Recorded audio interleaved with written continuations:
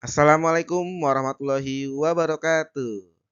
Salam guru penggerak, tergerak, bergerak, dan menggerakkan. Perkenalkan, nama saya adalah Suryadi.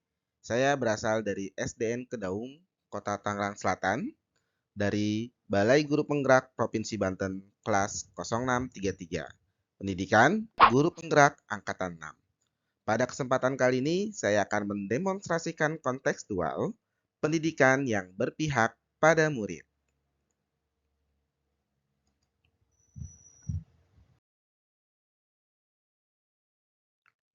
Hal pertama yang paling mendasar akan saya bahas yaitu tujuan pendidikan. Menurut kalian, apakah tujuan pendidikan itu?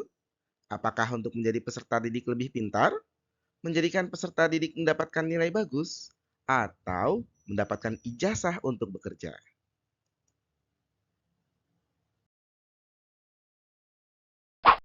Menurut Ki Hajar Dewantara, tujuan pendidikan yaitu memerdekakan manusia.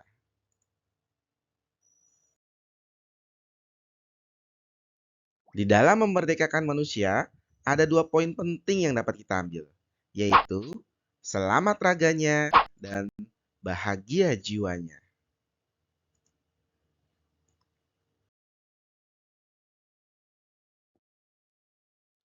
Selamat raganya maksudnya adalah baik fisik dan jasmani peserta didik harus tetap selamat dari berbagai gangguan, sehingga peserta didik dapat mengikuti kegiatan pembelajaran dengan baik.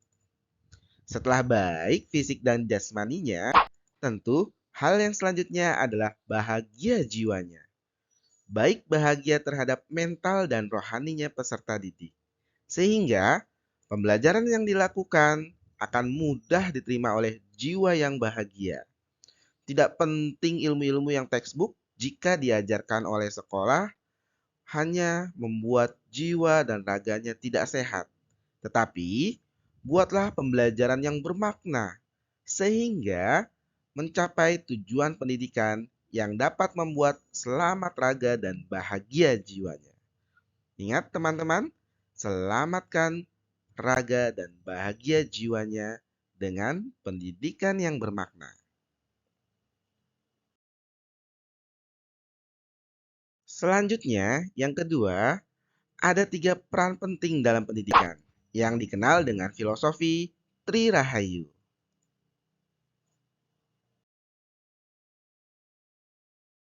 Ketiga peran tersebut yaitu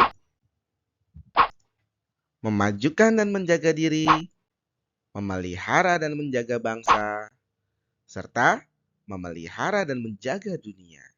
Semua ini harus saling terhubung dan memiliki kontribusi pada kepentingan yang lebih besar lagi.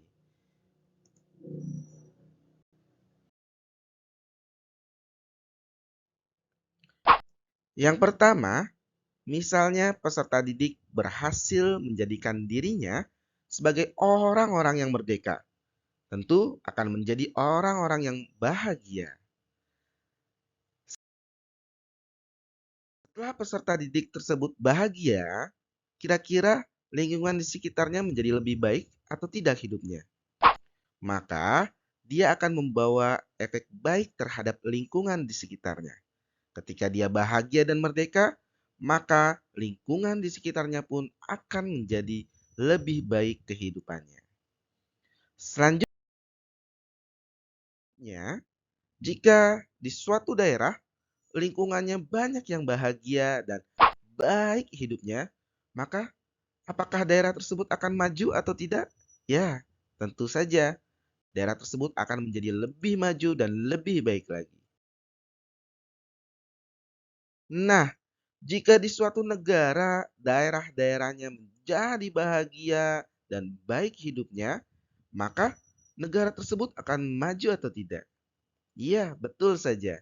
Negara tersebut akan maju dan merasakan semua yang dirasakan oleh kebahagiaan dan kemerdekaan dari diri sendiri tersebut. Jadi, tentu saja kita harus mulai dari diri masing-masing. Sehingga memerdekakan satu peserta didik adalah langkah awal untuk memerdekakan satu keluarga. Memerdekakan satu keluarga adalah langkah awal untuk memerdekakan suatu daerah. Memerdekakan suatu daerah tentu adalah langkah awal dalam memerdekakan suatu bangsa dan negara. Sehingga peserta didik atau sehingga pendidikan menjadi lebih berpihak kepada peserta didik.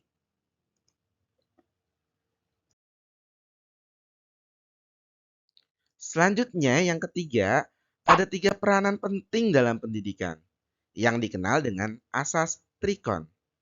Apa saja 3 asas yang berawalan dari kon tersebut? Yuk kita simak penjelasan berikut ini.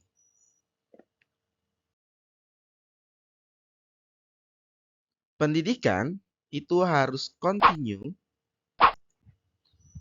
konvergen, dan konsentris. Kontinu maksudnya adalah berkelanjutan. Hari ini adalah hasil dari pembelajaran kemarin yang dilakukan secara terus-menerus. Selanjutnya, konvergen.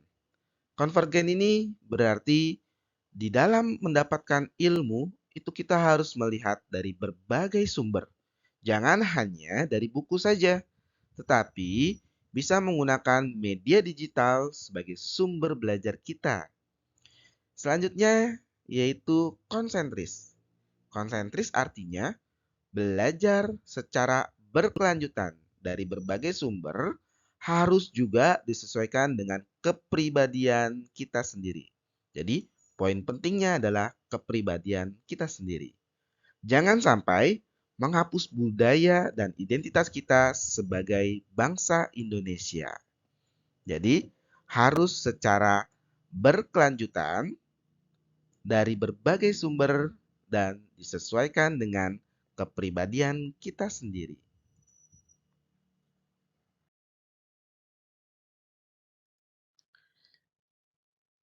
Yang terakhir yaitu tahap keempat, tantangan dan solusi.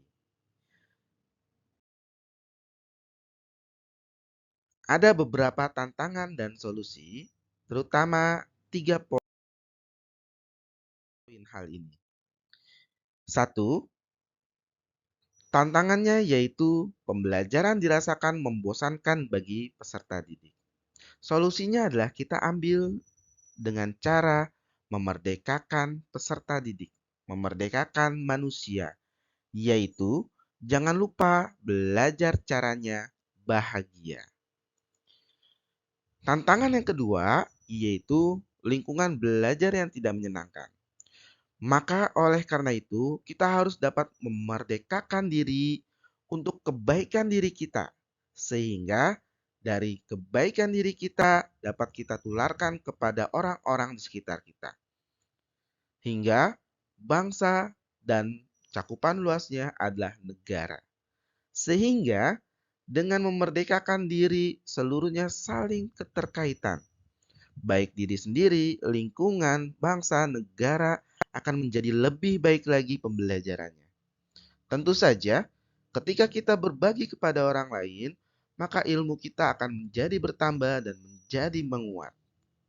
Jadi, jangan lupa belajar untuk memerdekakan diri dan belajar untuk berbagi kepada lingkungan sekitar. Tantangan yang ketiga yaitu tidak adanya kemajuan yang signifikan dari peserta didik. Tentu, belajar harus seumur hidup secara kontinu dari berbagai sumber dan sesuai dengan jati diri. Sehingga pembelajaran yang sudah dilalui ya itu akan valid ya karena dari berbagai sumber kita bisa mengembangkan dan juga kita tidak terlewat batas ya sesuai dengan jati diri kita. Jadi ada 3 solusi. Jangan lupa caranya belajar bahagia, memerdekakan diri untuk kebaikan diri, bangsa, dan negara. Dan yang terakhir adalah belajar seumur hidup dari berbagai sumber sesuai jati diri.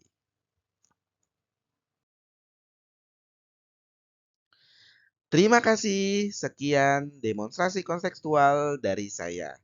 Sampai jumpa lagi. Salam guru penggerak. Mulai tergerak bergerak, dan saling menggerakkan. Semangat! Sampai jumpa di pembahasan selanjutnya.